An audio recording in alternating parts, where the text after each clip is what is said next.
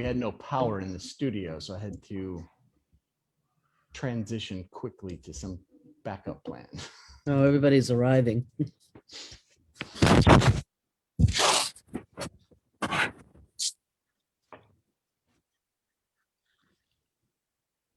We're live.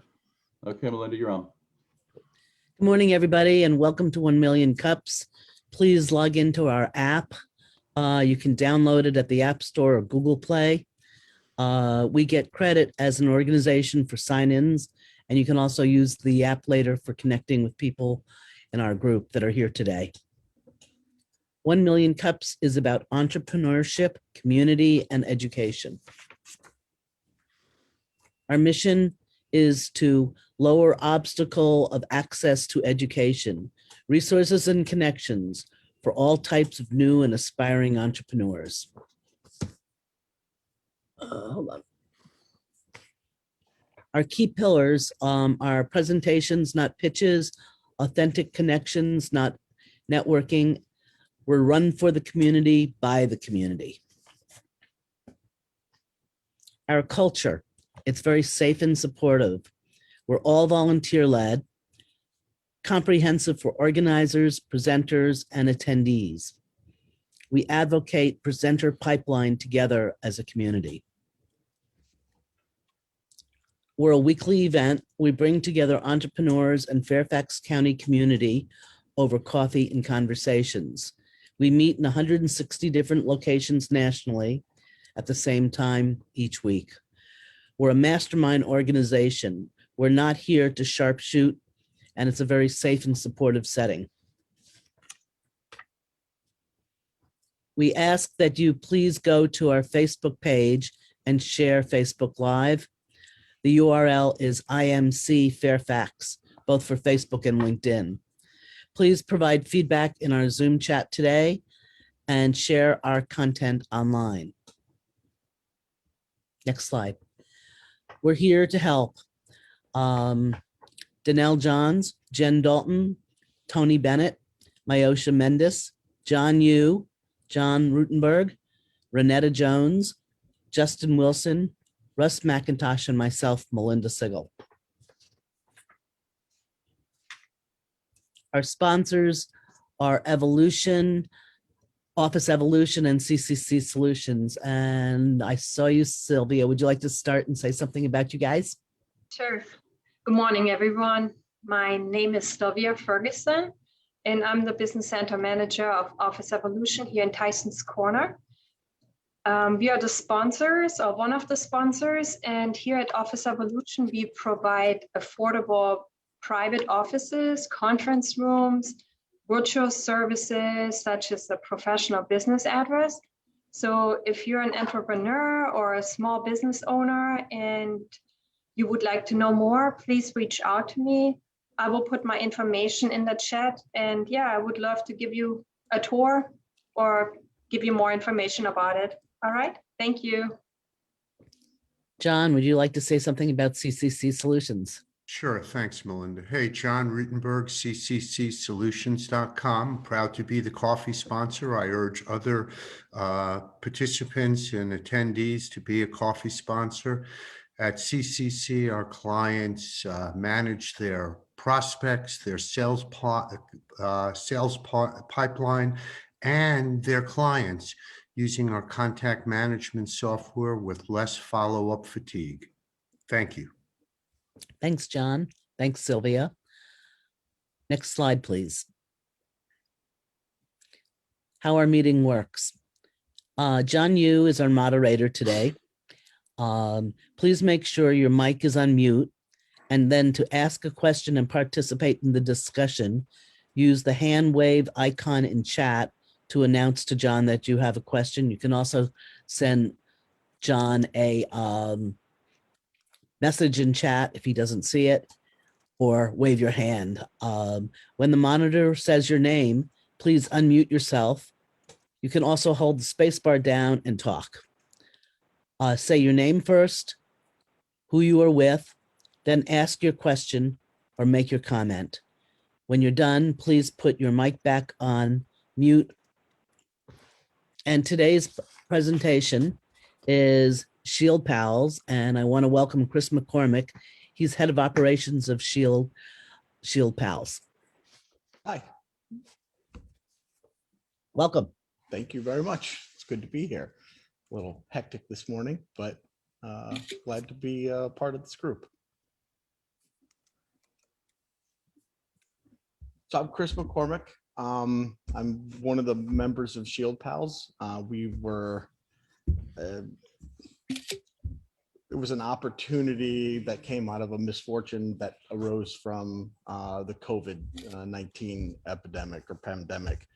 We were an event in exhibit firm up in Baltimore, Maryland area. And around March 19th, all exhibits kind of came to a screeching halt. We started doing PPE equipment for health systems and organizations all over the United States.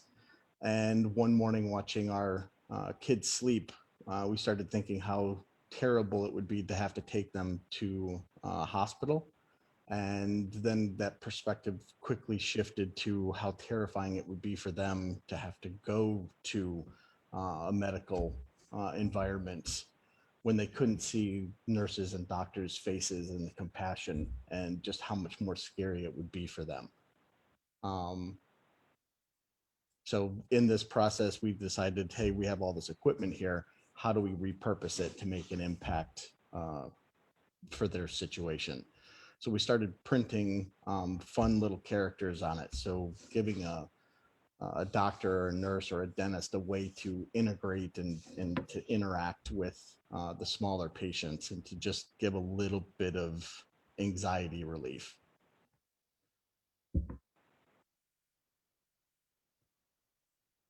So in addition to just doing the face shields, we knew the longevity of it was really in creating content around them. So in addition to the face shields and the characters, we started to develop stories around them. So making consumables and toys, things that children could do while they were waiting, making educational displays and videos, and then making an AR voice app so that the doctor could, communicate with the child before they got there. Here's some of the stuff. I don't know how well it's going to come through, but on the right-hand side is a phone. So through a tablet, the child can be greeted before they get there. A special message can be sent to them. On the left-hand side, we've started character development and cartoon creation. So you can have situational, like, hey, Timmy, you're coming in to have your teeth cleaned. Here's what you can expect. We found that a little bit of knowledge helps, alleviate a lot of the fear, allowing the doctors and the nurses and the dentists to get to the practice of what they're for, providing healthcare, instead of trying to calm them down so they can get to it. We've had a lot of licensing through Viacom. So we've started licensing SpongeBob SquarePants, Star Trek. And then the next slide. We found out that they became really fantastic Halloween accessories. The visibility is way better. We can do all kinds of custom designs on them. The breathability is outstanding. And then at this time, people were really trying to figure out how to get back into trick-or-treating safely. So it was just one more level of protection to help people do that as well. We've had a pretty good and quick response to it since April. I think we've done a little over 2.5 million. So we haven't even had a year yet, but that's been primarily direct from business to consumer through our website. We also set up a retail environment at the Columbia Mall in the old Apple store. So we had a retail space. We've been on CNBC, Washington Post, the Today Show. We've had a pretty good track record for getting on, earned media attention. This is kind of the subscription model that we want to shift to, which the Shields, the physical product, is only a portion of. but selling subscription based where they'll have access to the toys and the interactives and the movies and things of that nature.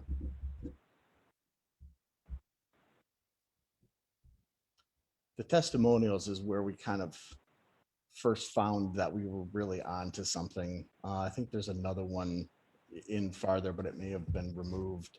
But it was talking about one of the nurses seeing it with a patient that was getting ready to have a spinal tap. The child couldn't have his parents there and was pretty much inconsolable. The nurse came in with the shield on, was able to play with the child and instantly put him at ease. One of the nurses who saw that then started a GoFundMe to raise money to buy the shield pals for the entire pediatric ward at Johns Hopkins. Some of the stuff on Instagram and on the Facebook page, people really internalizing it and incorporating it into their practices.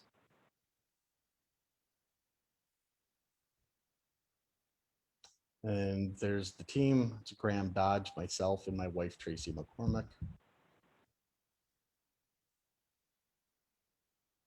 And that is it.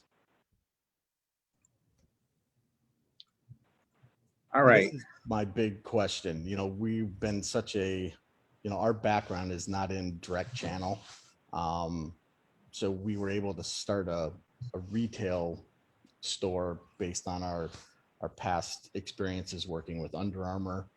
We were able to do website design and things of that nature, but our networking foundation is not built on, you know, healthcare and, you know, direct to retail.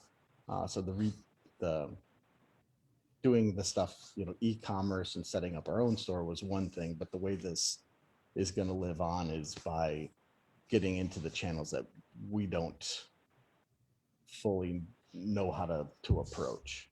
It's not in our background. Okay, great. All right, thank you, Chris, for that fantastic presentation. We're now going to move to a more interactive segment of our meeting. So during this segment, you, the audience, have the opportunity to help answer Shield Pal's challenge question, as you see here on your screen, through a Q&A and by giving your feedback. So let's get your brain cells ready to roll. Before we get started, though, I want to go over a few ground rules. First, you know, this is not a Shark Tank, so please be respectful when you're asking questions and focus on help solving this business challenge that they have. If you have a feedback or a question, please raise your hand virtually, also by clicking the hand icon. Also chat in your questions or comments, please. No one person will dominate the conversation. We want to try to get to everyone as possible. And then finally, when I call on your name, please state your name and your business. So with that, who would like to go first? So I see Mayosha. Do you want to go ahead and ask your question? So I have a school in McLean, Virginia, and they look really cute.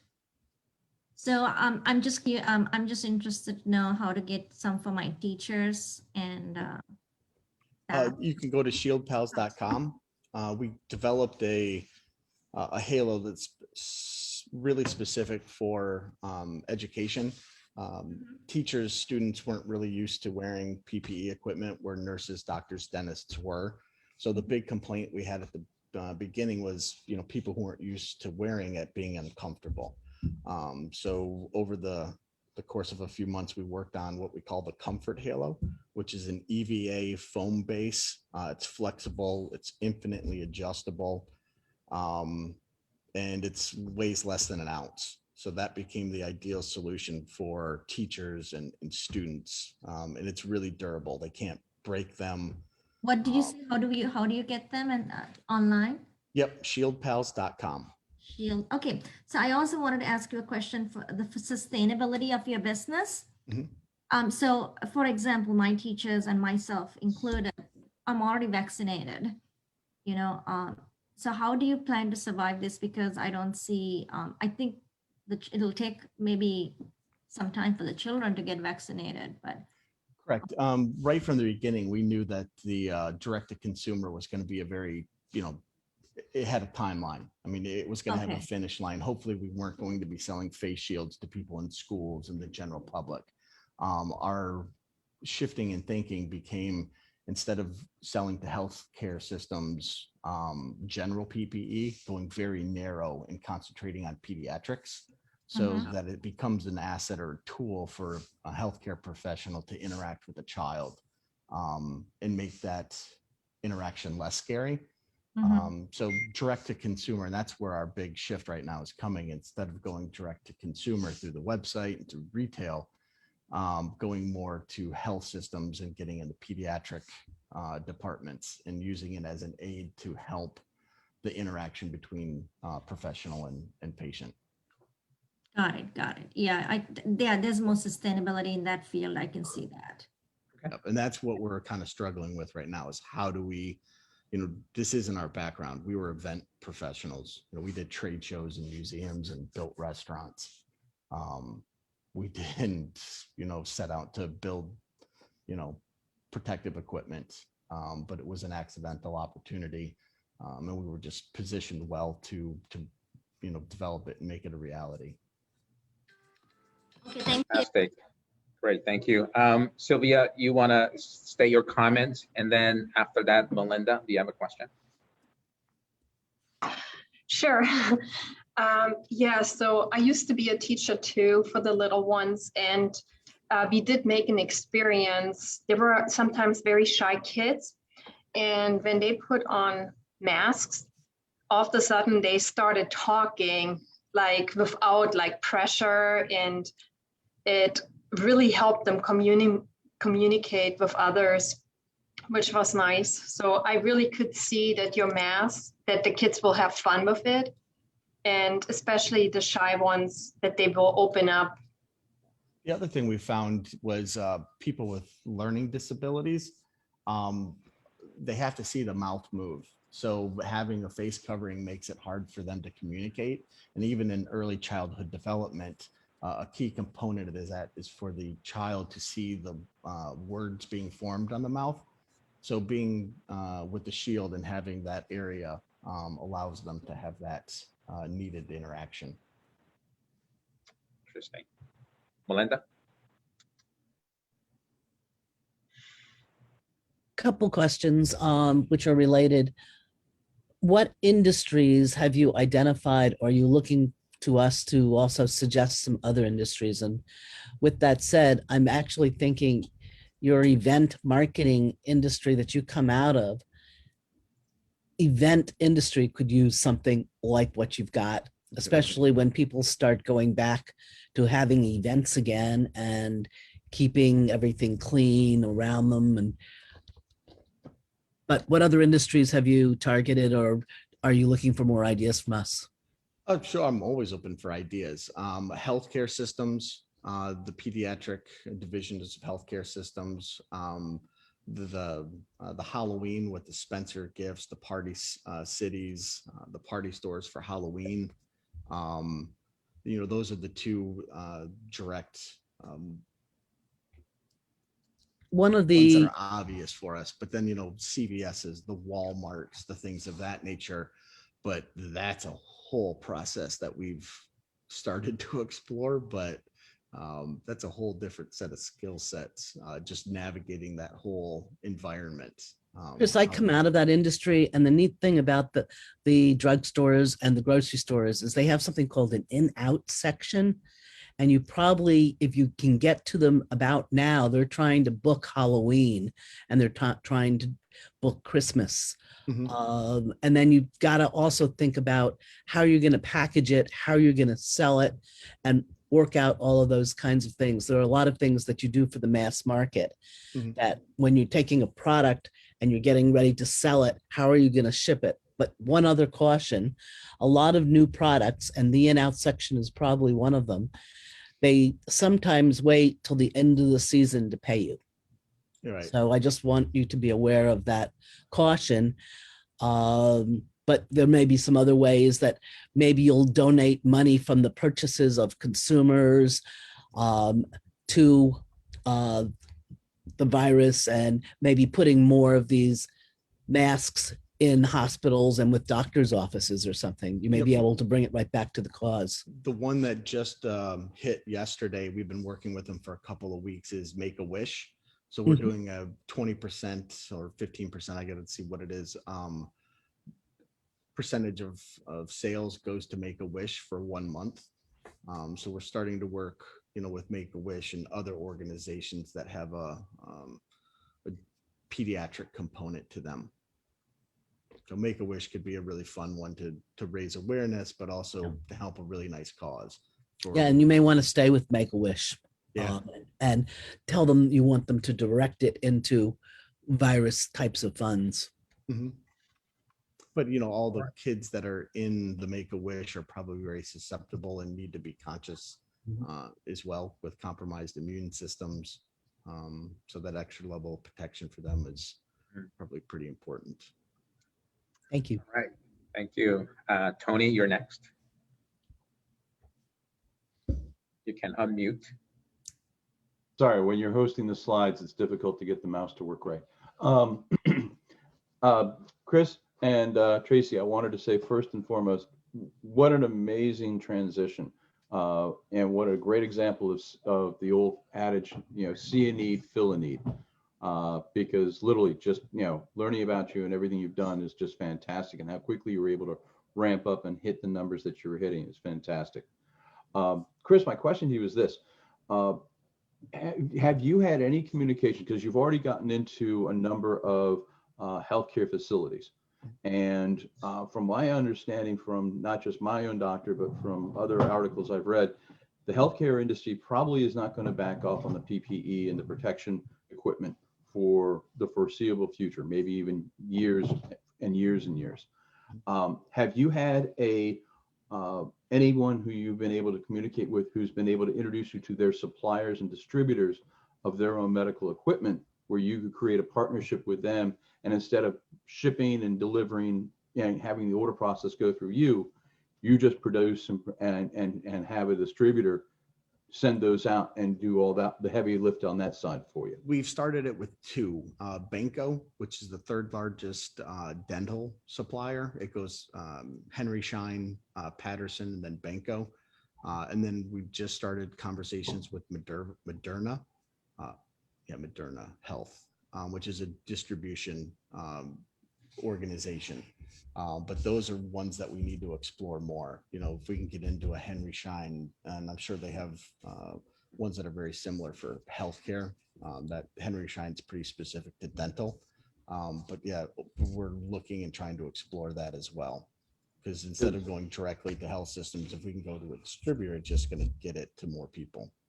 Yeah, because that's because you could sit there and reinvent the wheel, or what you could do is just start tagging, just producing for others that are already in the cycle, and you could probably even white label it to them, because from what I gather from our conversation earlier, your facility is actually very flexible in what it can do, which is really cool. But I also liked Melinda's idea of being able to market those to the other companies in the hotels and event companies in Vegas and Florida and such like that, where people are still a little bit leery, making that like an item for the events as they start to pick up, where they get a shield. Most people get a bag. These places could get a face shield, and you could offer it as a sponsored face shield probably. Yeah, and we do all the printing here. So, doing customizable, printing logos and things on there, we can do really quickly. Yeah. All right, cool. All right, thank you. So next is Dr. Deb, and after that is Dan. Morning, everyone. I'm Deb Cohen. I'm a management consultant specializing in the area of HR, and that's actually the comment that I had for you. So if your B2B model takes off the way your B2C model has taken off, and it sounds like you've got a great product and that may likely happen, you may want to think about things like, do you have a vision statement for the organization? or what's your mission? And have you thought about what you want the culture of the organization to be? And that then translates into things like employee policy. So there's only 3 of you right now. You may have other employees, I'm not sure. But you need to think about as you grow, what's the structure that you want your organization to have? What's the culture? And how do you want to interact with not just your clients, but with your employees? Because I think one of the things that businesses like this who have the potential to grow quickly don't always think about is the employee side of things. And that can actually, create some problems for you. So that's my comment, but I'll ask you to also answer the question as to, do you have a mission statement and a vision statement? And have you thought about those, strategy that you have and the strategic objectives over the next, 1, 2, 3 years? Yeah, the mission statement is just helping to relieve anxiety in pediatric health situations. We have a 4-year-old. That's really what drove us to, kind of create this product, is just how do we look at these more vulnerable, more, anxiety in healthcare situations was already a thing before the pandemic. The pandemic just put a magnifying glass on it. And, the PPE that they have to wear is going to be part of their, uniform going forward for the foreseeable future. So just really trying to personalize and put a humanizing spin on it, to let a doctor who can't show the compassion in their face any longer, express some connection to that young child. It's really, relieving anxiety for pediatric patients. And then we have, as Hatch Exhibits, we had built a really successful event company. We had 30 plus employees. I mean, it was a really fun place to work. They're the backbone of what we get to do. They're the ones that said, hey, listen, we're going to switch gears. They did it on a dime. So, part of that culture is you take care of your people, and that's the kind of response that you get from your people. Without them, none of this would have been a thing. All right. So Dan, you're next. And then after that, Rosemary.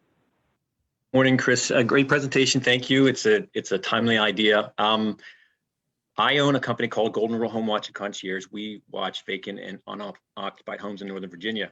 But before doing that, and when I first came out of college, I worked as a pharmacist, and I'm still licensed. And so you need to, and I think you know this, you need to get with the distributors, and because the CVS's and the Walgreens of the world all have their own distribution centers.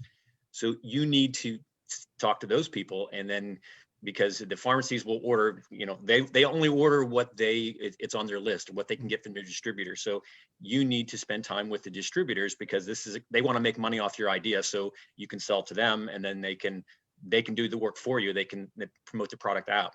And then also you need to get, or I think a good idea is to get some linchpin customers. I also sit on the membership committee for the Reston Chamber, and Inova just joined the Reston Chamber. So, the leg bone's connected to the ankle bone's connected to so you need to, or I can invite you to those things, and we could potentially get you introduced to more of the right people, and then you can have the conversations to start these things moving forward. And I hope this makes sense and is helpful, but I think you need to get other people to doing the sales and marketing and work for you, to distribute out to their pharmacies and their hospitals. And so they have the network doing the work for you. Does that make sense? Yeah, absolutely. One of the very first calls we had when everything got turned upside down, they made it to us to see if we were able to help supply them, was the National Association of Wholesalers and Distributors. So I've got a really good connection at that association who might be able to introduce us to people. Because at the time, people were looking for face shields. They were looking for gowns. The stuff was just non-existent. So I should back channel that and see if because if they think they can make money off of your idea, then you sell it to them, and they will do the marketing and legwork for you to promote your product. And so that would be helpful in the long term. Awesome. Thank you. All right, thanks, Dan. Rosemary, and then after that, Melinda. Hi, good morning. Great presentation. I love what you guys are doing. I love the fact that you pivoted into something that brought people joy. Yes. That's it's hard enough to pivot, but to pivot that way is amazing. So Thank you. kudos. I'm gonna build a little bit on what Dan said because he took a little bit of what I was gonna recommend that you do. So awesome, Dan. But what I would say is reach out.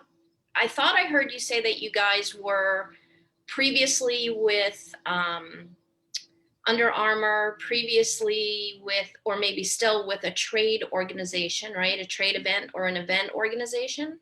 Well, we are an exhibit house. We work with Google and Facebook and Instagram and Under Armour, Hitachi. So that's the network that we had historically. Perfect. All of those companies work with distributors. They all have distributor connections, and some of them are specific to their industry. Like Hitachi may only know distributors of networking equipment, but then again, they may know distributors, full stop. And so getting a list of, let's say, 100 distributors from all your current contacts and just, making a day of calling them all and saying, this is what we have. We're looking for a distributor.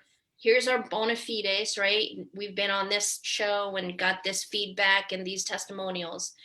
And with 100 phone calls, at least one door will open.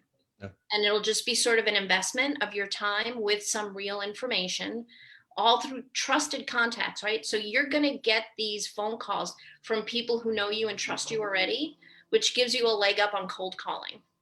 Nice. But I think you have some of those contacts already. So I'll put it in the chat because I know I've been in your seat almost literally, and I know you won't remember this, but I'll put it in the chat. But even if you get, 50 or 20, there's going to be something that will unlock, because what you guys are doing is amazing. Thank you. So I just wish you all the best luck for that. I appreciate it. Thank you. All right. Melinda, you're next. Sure. I put a bunch in the chat, but I started thinking about other industries that you could reach. And one of the things that you could actually do is go after the farmers markets. So somebody standing in front of their vegetables, they could be dressed up like a vegetable for fun or whatever it might be. Or county fairs, another big area that's had to go away last year. They're going to come back, but they're going to want to protect themselves. So again, you may be able to come up with different types of fun masks and things that the people behind their booths can be wearing. Then I started thinking about tour guides as they start to reopen museums and a lot of locations that give tours, like Alexandria gives tours. Again, something that a tour guide can put on and feel comfortable. And the nice thing too is when you're wearing a mask, people can't hear you. You're muffled. Mm-hmm. And I would assume since there's space and maybe you've got some way to get the sound out when somebody's talking to you behind the plastic, that might work out really well. And then with the drugstores and the grocery stores and the pharmacists, there are a lot of things that go on in the industry. They have a big trade show that's put on by NACDS. It's the National Association of Chain Drugstores. Mm-hmm. There's Chain Drug Age, the publications. There are a lot of ways that you can get to these markets very quickly. And especially if you're announcing, let's say, some in-out programs where consumers can buy and you'll have kits and everything else. And maybe in the kit, there might be a way that the kid can also help you raise money for the cause and all sorts of other things that might go with that. Mm-hmm. Just to throw out some ideas. Absolutely. One of the things we kicked around at the beginning, our bandwidth was limited. We can make real quick lay flat point of purchase displays. We looked at doing end cap units and making like a wholesale, unit that gas station or wherever could get a hold of. And that's what you need to do is understand how to pack these things out and how they would want them in cases of what, probably broken down by SKU, stock keeping unit. You might have 36 in a case and 3 different designs, but you also may want to think of a way that they can display it in the store too. And that's what our background is, Right. Is retail, design and fabrication. We're up on Amazon, so we limited it to 5 units that we put up on there, the top 5. But yeah, absolutely. Super. Great job. Okay, thank you. I see Tony, you have a comment. You're next, Tony. Okay. So as we're going through this, Tracy and Chris, one of the things that I was thinking about is the market. And obviously the real advantage is that this is for something that's helpful to organizations or operations that deal with lots of children. And that's truly the thrust of it. And pediatrics and hospitals, but I was trying to think of what other place. And there is an organizations around the world that are opening up gradually where kids will start going back to them. And that is the fast food industry, specifically places like McDonald's, Burger King, other outlets, ice cream shops and stuff like that, where just from a safety standpoint, they're likely going to continue to have some kind of protection, some form of PPE, whatever, are still wearing face masks. And if you've ever been into any of these places, you can hardly understand or hear the people anyway without a mask. And now they're wearing masks and maybe targeting them, like targeting the corporate entities that run Burger King, that run McDonald's, and some of these others, so that instead of having the requirement of having massive plexiglass windows in front of their service counters, the staff can be wearing the PPE shields and have them, especially in restaurants that are more geared towards kids, have them more fun themed. We tried. Have you thought about that at all? We did. If you go to our Instagram page, one of the first ones, and if you go on our website, was a hamburger. And we actually got it in the local Burger King where we are. And we tried to get a hold of someone higher up at Burger King through LinkedIn and didn't have a lot of luck. But we had gotten into, when we were expanding designs, doing different, we have one with pasta and meatballs, and we have pancakes, and we have a hamburger. So we were thinking they would be a great fit for, like corporate McDonald's, Burger King, but that's where our network just kind of falls a little short. Not having that direct to corporate kind of or institution resources kind of holds us back a little bit. Okay. Well, that's, and that's something for everybody here to consider if they know anybody, because that's something to develop, because once you get that hook in, I have a funny feeling because of this, the food service industry, especially in the production side, had requirements for hair. And I'm sure it's just a matter of, several states making the next step that the food service producers are going to have some form of protection, facial protection, to prevent infection into food, which is, my background. And it's just a matter of time before they demand that, I'm sure. Definitely. Okay, thanks for that. Looking at the chat here, Dan, you chatted in some comment. Would you like to expand on what you chatted in?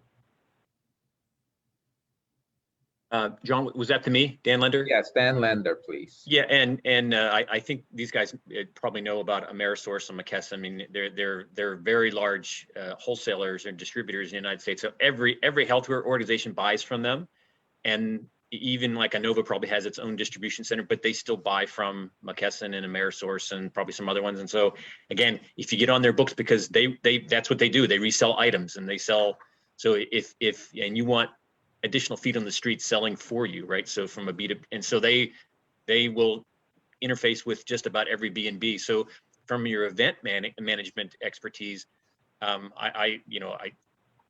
that business of healthcare conventions and whatnot is not what it was, but you guys probably have some inroads into that world that you may not have even been thinking of. So it's but I really think if you get on their list, because they want to resell, they want to make money off your idea, and that's how you achieve big scale very fast.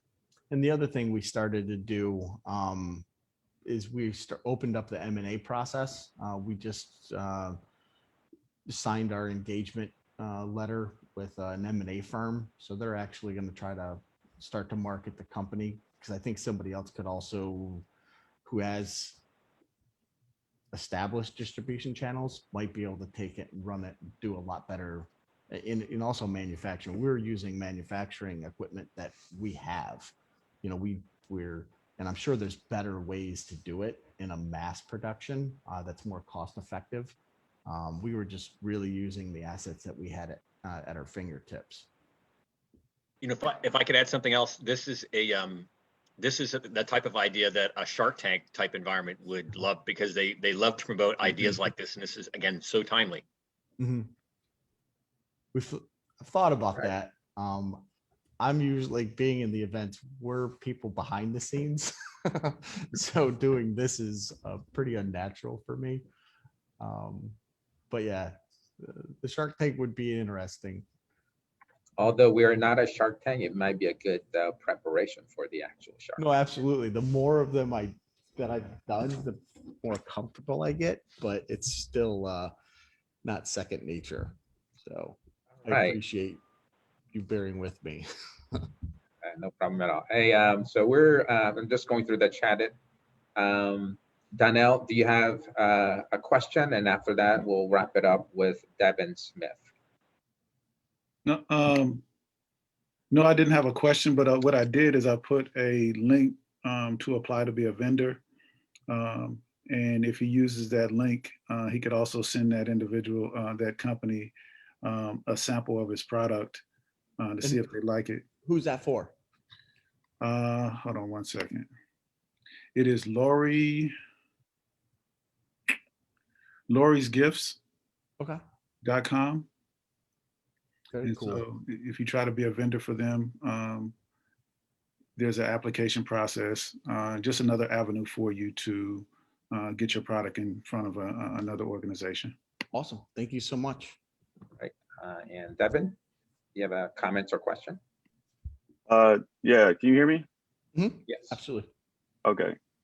So my question was, you know, what challenges do you foresee going to the B2B model? I think you kind of, you know, said, you know, some of the ways that you kind of already know how to expand to B2B. You know, you said pediatrics. My wife is actually going to dental, is in dental school now. It's actually going to be a dentist. And so they kind of, she talks to me sometimes about supply that she gets and how hard it is to get supply sometimes. So what challenges do you foresee going to the B2B model, like more distributors, more hospitals? Do you see a stretch on supply and, you know, expanding that much? What challenges do you foresee in that? And then my second question is also, if your differentiator is, you know, assuming you're probably going to start getting competition here pretty soon, there's the characters and the AR app. How do you also expand that to the B2B? You know, sell that to B2B. So there's the two-part question. So it was like, what challenges you foresee, and then how do you also sell that differentiator to B2B?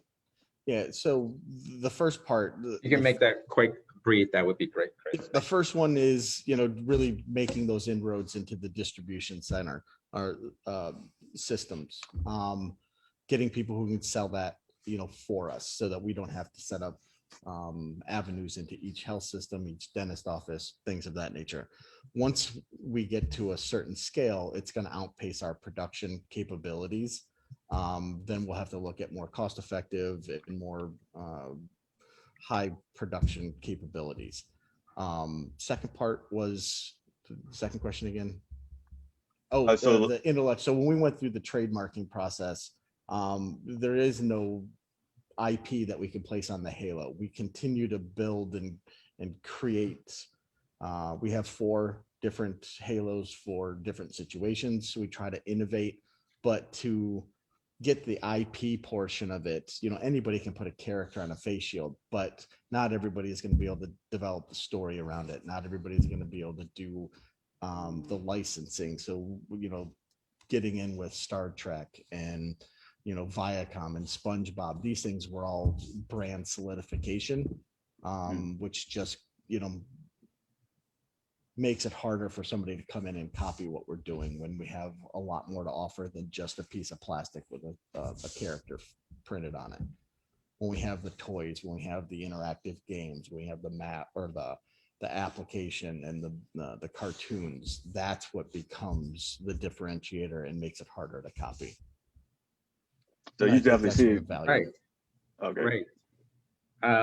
Thank you. And I want to thank everyone for contributing and your feedback. It's our tradition that our very own Donnell John gets to ask the last question. So Donnell, please ask your last question. Good morning. And first of all, thank you for choosing 1 Million Cups Fairfax to help us help you. My question for you is, what can our 1 Million Cups community do for you? Perspective, you know, helping me see things, you know, when we're here and everybody's plugging away, it's easy to get blinders on. So being able to hear people's different perspectives is really helpful. Some of the chat, you know, for me to go through and grab some of that information is going to be really important. That is Yeah, awesome. just ideas, perspectives, just different ways of looking at it. You know, we see it from one vantage point a lot. Sometimes it's hard to pull back to seeing it from a different perspective. So additional eyes makes that a little easier. Well, thanks again. Let's give them a round of applause. Thank you, everybody. All right, I'm handing this back over to Melinda. Unmuting. That presentation was really awesome, Chris. Thanks for everything that we talked about. Thank you, guys. Next week, we've got Bloom Catch, and they're a plant identifier application, a plant app where you see a plant, you don't know what it is, or you see something that you want to buy, and it actually tells you about the plant, and it also will send you to local nurseries and places like that to buy it. So please come back next week. Importantly, tomorrow is our big celebration. It's from 4 o'clock to 6 p.m. It's our 3rd anniversary, and we hope that you guys are all there. If anybody needs information, put your name in the chat and we'll make sure we send it to you if you haven't received it. Real quick, I want to go back to that slide, please, Tony. So this is our 3-year celebration, and we couldn't celebrate without every last one of you as far as our team is concerned. What we would like to do tomorrow is highlight some of the people that presented at our organization. So I know we have professional entrepreneurs like Deb Cohen, Dan Linder, Marnie, Monifa. If you would like to tell us, you know, give us a little feedback about how your experience was at 1 Million Cups, please let us know, either message myself or Tony. And then we'll, you know, kind of pull you up during the meeting so you can share your 1 Million Cup story, because that story is about how we made it to this point. We have been presenting 1 Million Cups on a weekly basis, minus the holidays, every Wednesday for the past 3 years, and we couldn't do this without your support. And so we would love for you and your team to tell your story. And also invite some people that's never been to 1 Million Cups before to this event. So please share this event. Yeah, we're going to have some shocking updates for some folks that we've already scheduled. One person, who was we point to a lot is Margarita Womack, who presented 2 years ago, where she had an issue about marketing and her packaging for her empanada products. She's going to shock everybody because she started making 500 empanadas a week. She's now going national across multiple grocery stores, which is just amazing. We also have another person, he's tentatively said he's going to attend, who was a veteran who was thinking of starting up a government contracting firm. And where he's come now in the almost 3 years since he presented, because he was one of the very first dozen presenters we had, where he's come now is just fantastic. And we have another presenter who had a question about her travel agency. And I don't want to spoil the surprise, but she's going to be globally famous within the next year because of, you know, where her company's going. So we have some really cool things happening. So please make it a point, even if you just drop in for 30 minutes and hang out for a little bit. We'd love to have everybody there. We can't tell you what to have in your cup. Just bring one. Also, we're going to have breakout sessions with people in the different rooms, and that can be fun because you'll get to know some of our other members. Next slide, please. Oh, we're there. So we're looking for presenters for March and April. If you've got any questions, ask any of us on the leadership team. We'd be happy to help you, and we'd like you to go online and apply at 1MillionCups. Next slide, please. Upcoming events. I saw you there, Russ. Would you like to present the upcoming events?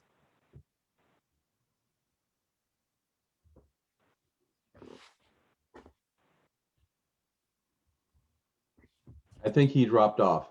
Okay. Anyway, I can do it real quick. We've got we have only a handful of events for this coming week.